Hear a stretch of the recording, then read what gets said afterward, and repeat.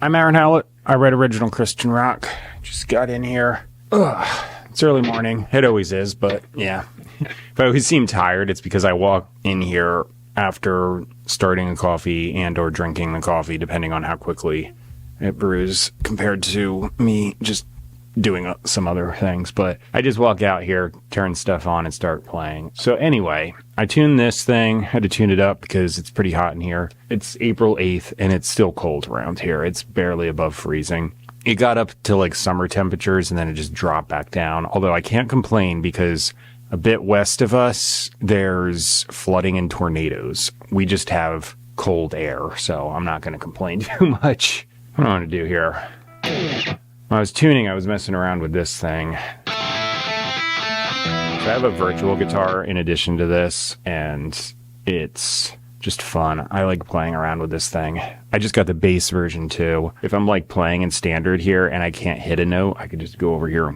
So I've got this with a similar volume, tone, pickup, everything configuration. So it sounds decently similar to what this is outputting, and then I'm running it through the exact same amp modeling and bias effects too.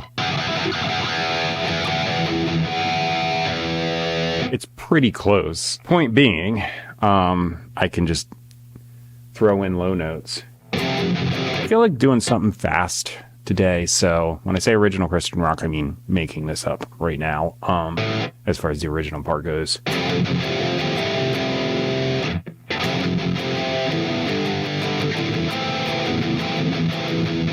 I gotta set a tempo. You're gonna hear a drum loop. I use that as my metronome in place of the built-in thing. You know, that versus this.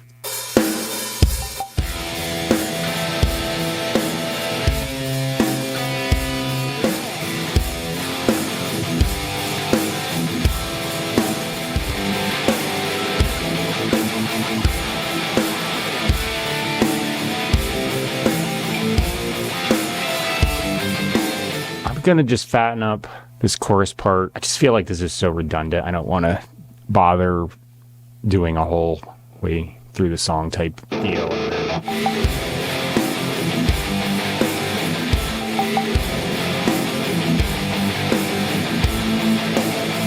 That's done. So the thing I think I'm going to do is, this is one of those songs where I've got enough little parts. I think I'm going to put leads throughout the song. So I'm just going to hit record. These are all going to be improvised. The main chorus part is definitely A natural minor. The verse changes keys to, I just got the B flat there. It's in F. The guitar solo part, I changed keys. So that's C minor. And then, okay, here I go.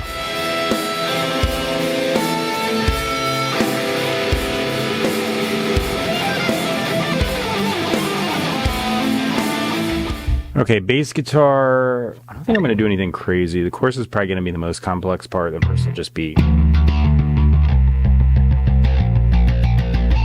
just walk down.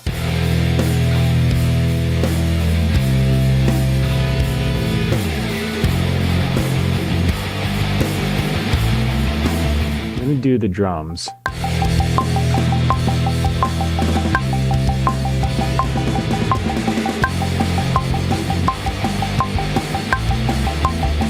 All right, finished up my drums. Wrecked my knuckle right at the end. I hate when I do that crap.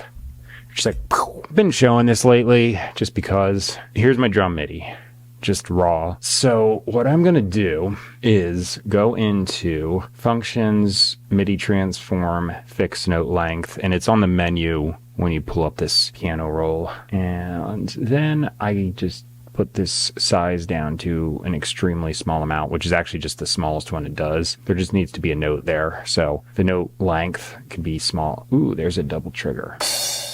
That's why I do that. So I can immediately see if I've got something kind of weird, like the module spit out 2 notes on one hit. The next thing I do, the very first hit, which is usually a cymbal crash and a bass drum hit for me. If this is left of this line, no sound will come out when it plays back.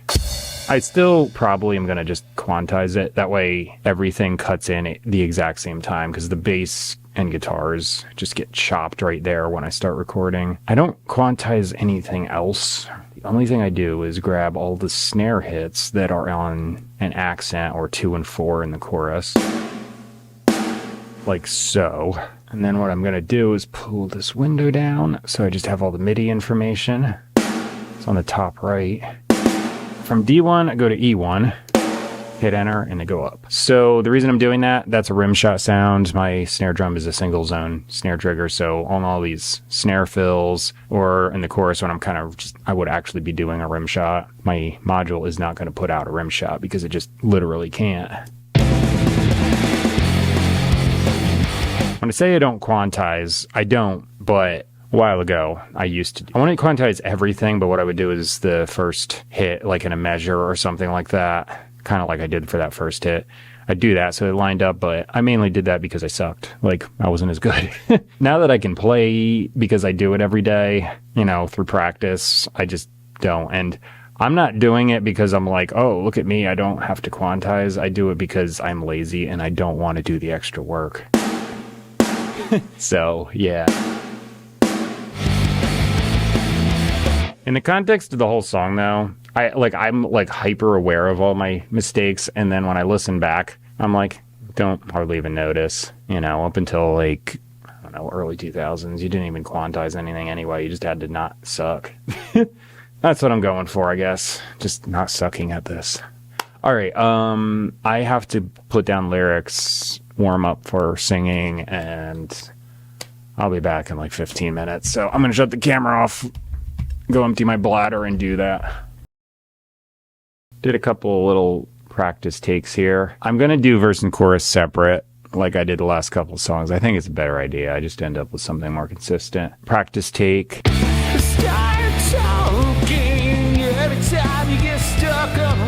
Yeah, so anyway, I'm going to mute that. It's there for reference.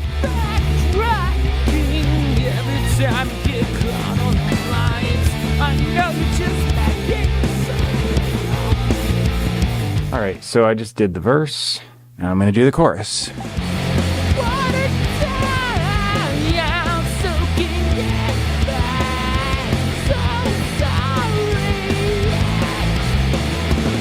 I'm immediately going to delete these scratch tracks because I don't want them to accidentally get left on there. Yeah, I think that came out good. So, cool. Get these out. Monitors are back up. Latency thing is good. Okay.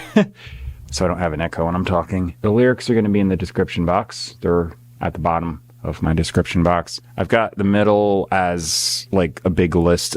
It's a paragraph really of places I'm available online. iTunes, Amazon, Spotify. Any of the services you use that you see in that list, go to it, type my name in the search bar. So if you use Spotify, go to Spotify, type my name in Spotify's search bar, type Aaron Hallett, the same as the YouTube channel, and you'll find me, hopefully. I actually just put up like 3 instrumental albums recently, like 2 yesterday and 1 a little bit ago, like a couple days ago. At the top of my description box, I've got Bible teaching. It's a link to Bible teaching anyway. I said it's Christian rock right in the beginning. I don't really, go on about it too much, except at the end of the videos here, I'm just going to tell you that link is there as a resource. It's actually good teaching versus everything else I see. Everything else is subjective in one way or the other. It's importing traditional, denominational, personal, emotional, text out of context, anything type baggage. This is objective teaching where it's just straight up teaching from the scriptures, what they actually say, translating from the original languages, grammar from the original languages, historical context, text in context. And I don't see that going on anywhere else, so I just put this here as a resource if anyone wants to check it out. It's also just teaching. If you want to keep hearing my music, subscribe, like, comment, share. I do a song like this every day, give or take, if I got a doctor's appointment or something, it might not happen, but mostly every day. And then I do a bunch of other things like instrumental tracks and stuff, and I can do those pretty quickly because I'm not shooting video. I just throw up a background image. I just